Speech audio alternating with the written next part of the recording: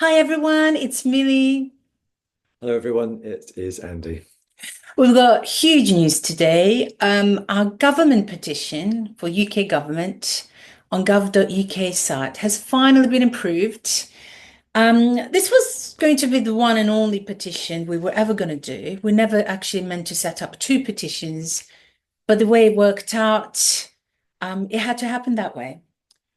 Yes, when we put the government petition in for processing, we were told it was going to be 10 days. Uh, 6 weeks later, it still wasn't done. So it's just been just over 6 weeks. But there was some media coverage that you'd organised, so we wanted to not waste that. And actually, there's a case for making a global petition. It's not just the UK it affects, so of course, having contacts with people across the world. I know it's actually enabled us to touch base with people in America, in Australia, to share some of the Yeah, similar feelings. And it's done insanely, insanely well. And we can't thank you enough for that. We would like everybody to still keep at it because it's raising awareness where we're at in MND, that it's 30 years on from the last breakthrough.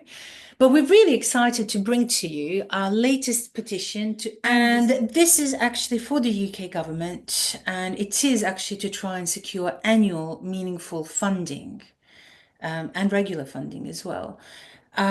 Because it's just not in place, because our disease is being treated differently to other people's diseases.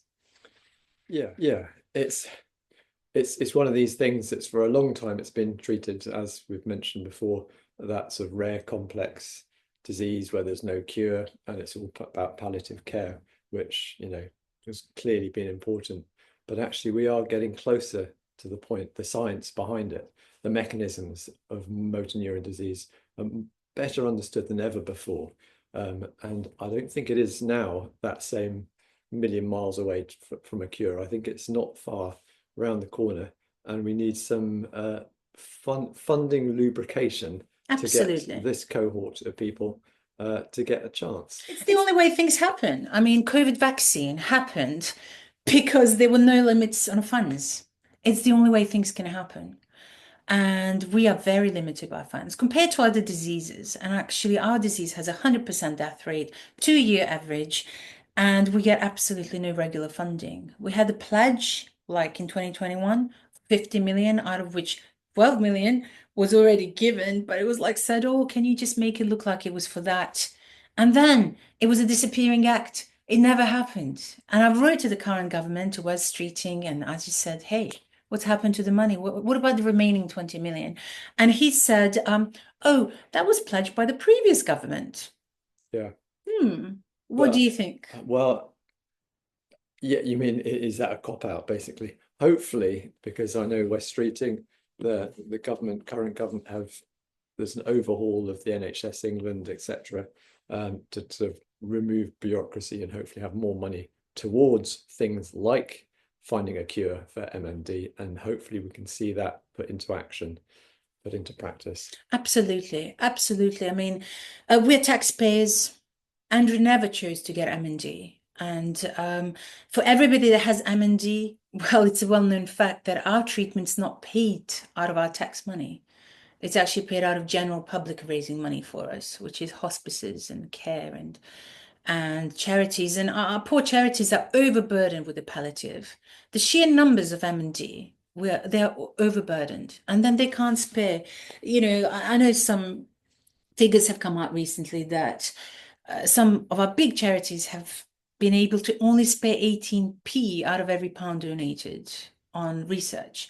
So we need to take away the pressure of the palliative. There should be a palliative pot that comes from our tax money because that's what we're paying for. We are actually paying our taxes for the roads, for healthcare, and then you don't get to choose what disease you get. I mean, if you could choose, Andrew, would you choose MND or a different disease? I'll go for the lottery of a different disease. Yeah, I think so, pretty much most Yeah, yeah, that have treatment that can prolong your life. We don't have that. We don't yeah. have that luxury. And we want to change that, and we want to change it for the current cohort of current patients that are facing 100% death. It's a death row. We don't want that. It's not fair. The science is really, really very well developed. It just takes a little bit more to actually top it up and actually have a cure and have something that prolongs life in a meaningful way. So if it's 10 years, well, that's amazing 10 years. That's 10 summers. That's 10 holidays with children. You get to see your children grow up. And that's what we're fighting for. Now, the incredible thing about our UK, gov.uk petition, it can be signed by anybody who's a UK citizen. And whether you're living here or abroad, and I know many people in Australia that are UK citizens that are living in Australia, so you can sign. There's no age restriction, is there, Andrew? No, indeed. If you have a family and you have a family of 4 or 5, that's 4 or 5 signatures. So long as the person or any person has a name and an email address, we can bring those signatures up to 100,000. Why is it important we reach 100,000 with the gov.uk petition? Because that's the target at which they will take it seriously and take it for parliamentary debate.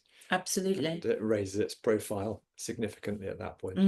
Absolutely. And anybody who has MND that has written to the government recently, and actually we talk to each other, everybody currently gets identical letters as a response. It must come out of a place, a government building that says computer says no. But whatever it is, it's nonsense. It's just like kind of giving some facts and figures. Oh, this is like what we have done for your disease. I mean, come on. It's not good enough. It is not good enough.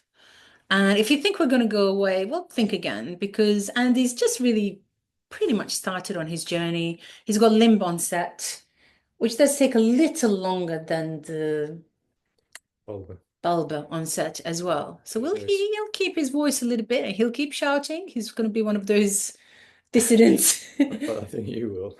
Oh my goodness, will I ever? I mean, I wake up full of energy, 5 times the energy I normally would have, which is pretty high because I'm a migrant twice over. But 5 times the energy. This is the only country where I've paid my taxes. And look what we're getting. And it's not fair. It's so, so cruel. It's not happening to me, but it's happening to our loved one. It's happening to our daddy. And that's unacceptable. I will never, ever give up on this. I will absolutely never give up on this. And what's more, we're raising 2 beautiful children. They love their daddy dearly. Beautiful children. Now, if you think that we're articulate, think again. My 14-year-old is out of this world. Isn't she, Angie? Absolutely. Yeah. She can get right through the point. She can see the mess that this is in. And that generation is observing what's going on and they know it's not right. So we really want to thank you for listening to us, for our passionate videos, and we want to ask for your help like never before, right? We've raised some awareness. We've actually created a platform. We've raised some media mayhem. We need 100,000 signatures now. Bring this for parliamentary debate. The fact is, it's not even a debate. It's such a no-brainer. By the time it reaches the debate, it will be such a no-brainer because we've got so much media, so much that's going to be on social media, that's going to be circulating. This is going to be one unstoppable force, and we can promise we'll deliver on that.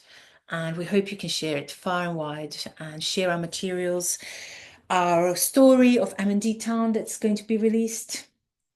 And we'll be releasing that in increments, trying to get more viral feeds that actually get more views and more signatures. Oh, thank you enough for your support, and we hope that we take it all the way. Let's do it. Thank you. Thank you.